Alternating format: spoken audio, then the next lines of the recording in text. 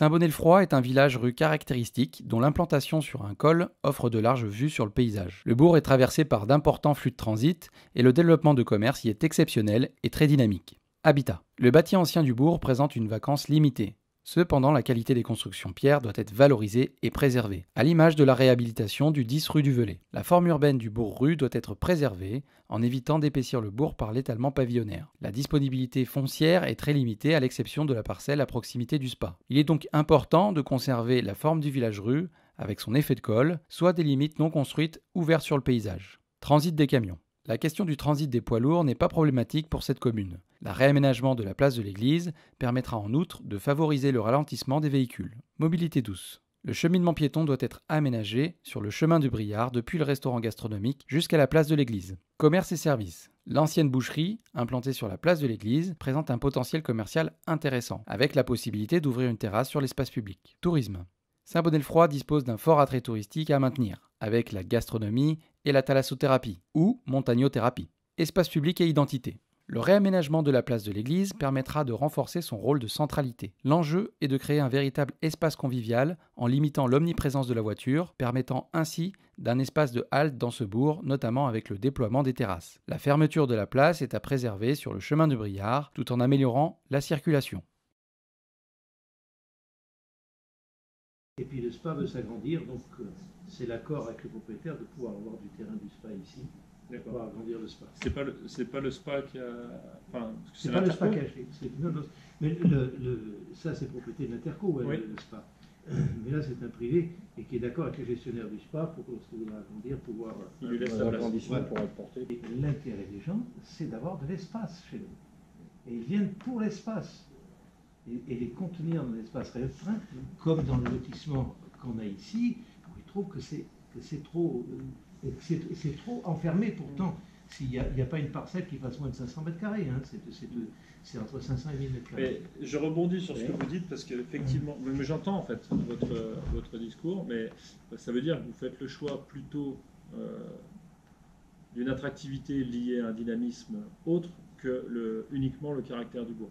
Mais une petite alerte, c'est qu'il faut quand même faire attention pour autant à pas trop transformer, parce que si ça continue à évoluer à ce rythme, finalement, ça va être une sorte d'espace de galerie marchande et l'habitat sera ailleurs. Et ça serait plus un village. Oui. Je caricature. Hein, mais je réponds à votre question parce qu'on ne peut plus rien construire par ici, plus rien construire par ici, plus rien construire par ici. Tu as l'impression que tu fermes le village. Tu n'as pas envie d'aller plus loin. Ah bah, ça recrée une placette ici.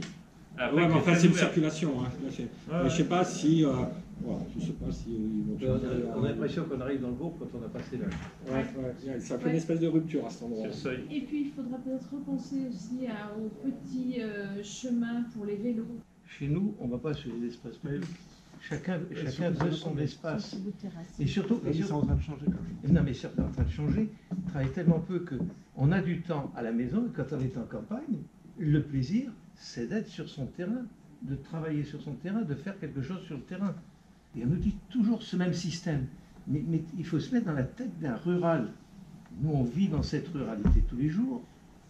Le besoin de l'espace qu'on a autour de sa maison pour faire des choses, pour s'occuper, c'est la première des choses. Mais il y a aussi dans le monde rural, parce que j'y habite, hein, le désir aussi de côtoyer, de rencontrer, d'échanger. Et les lieux d'échange, c'est pas forcément chez soi, pour le coup. Non, c'est peut-être immodeste, mais je crois qu'on l'a bien réussi à Saint-Bonnet. Vous y venez, le centre du village, c'est le lieu où on se retrouve. Et on y vient parce qu'on y achète son pain, on va y acheter sa bas, on va au bistrot. Et c'est là qu'on se retrouve. Et c'est pour ça qu'on veut travailler sur le centre du village. Alors, je vais rebondir sur ce que vous dites, parce qu'effectivement, il y a des éléments qui existent, mais pour le coup, nous, ce qu'on pourrait dire de l'extérieur en arrivant, c'est qu'ils sont un peu déconnectés les uns des autres, ils sont un peu autonomes. L'arboretum et l'espace de... On sait que vous avez fait des efforts pour le connecter, mais pour l'instant, je pense qu'il faut aller encore plus loin. Et je pense que vous avez raison sur le fait de concentrer les usages ici, mais je pense que ça n'empêche pas qu'il faille améliorer les conditions de parcours. Et qu'on fasse ce qu'on a eu l'occasion de voir en Autriche, qui est fabuleux, parce qu'on est plein sud. Et si on avait fait du panneau photovoltaïque ici, qualité, parce qu'on en a vu, et d'avoir couvert cet espace et d'en faire une halle qui soit complètement au milieu, ce qui permettrait de faire les animations. On aurait un élément d'animation directement lié au centre du village, et à ce moment-là, en plus on aurait une utilisation l'hiver, parce que ça ferait, on a toujours des problèmes de voitures, ça pourrait rabattre les voitures là-dessous. Là, il y a une quinzaine de voitures qui peuvent s'installer à cet endroit-là. Mais l'idée, c'est surtout pas de dessiner un parking. C'est de pouvoir en faire complètement autre chose. Quand il n'y a pas de voiture, c'est très beau aussi. S'il y a des voitures, il y a des voitures au quotidien comme dans un